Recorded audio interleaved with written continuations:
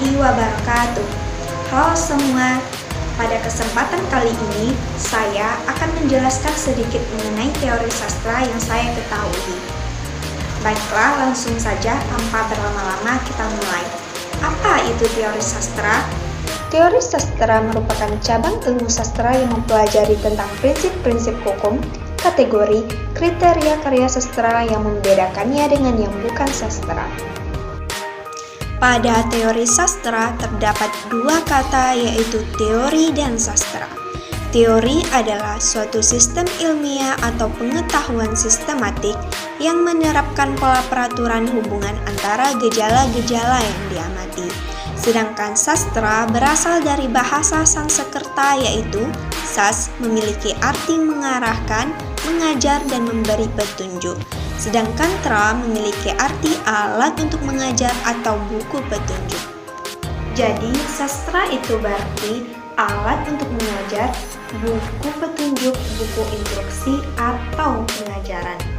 Sastra juga berasal dari bahasa Sanskerta, yaitu susatra, yang berarti kalimat atau tulisan yang baik.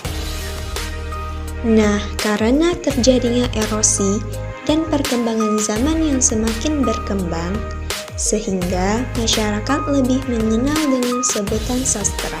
Sastra terdiri dari 3 cabang studi, yaitu teori sastra, sejarah sastra, dan kritik sastra. Teori sastra adalah studi sistematis mengenai sastra dan metode untuk menganalisis data. Menurut Weinreich dan Warren, teori sastra adalah studi prinsip, kategori, kriteria yang dapat diacu dan dijadikan titik tolak dalam telaah di bidang sastra. Selanjutnya yaitu sejarah sastra, yaitu ilmu yang mempelajari proses atau perkembangan sastra dari waktu ke waktu. Pada sejarah sastra terdapat historis tulisan dalam bentuk puisi atau prosa yang berupaya memberikan hiburan, pencerahan, atau instruksi kepada pembaca, pendengar, atau pengamat, serta pengembangan sastra yang digunakan dalam berkomunikasi karya-karya. Terakhir, kritik sastra, yaitu ilmu sastra yang memberikan intensitas pada penelitian. Kritik sastra ini merupakan kreativitas dalam menanggapi karya sastra dan masalah kreativitas penciptaan lain dalam sastra. Perlu diingat, kritik sastra tidak bisa asal-asalan, tetapi harus berdasarkan logika dan dipertanggungjawabkan. Adapun namanya ruang lingkup sastra dan studi sastra.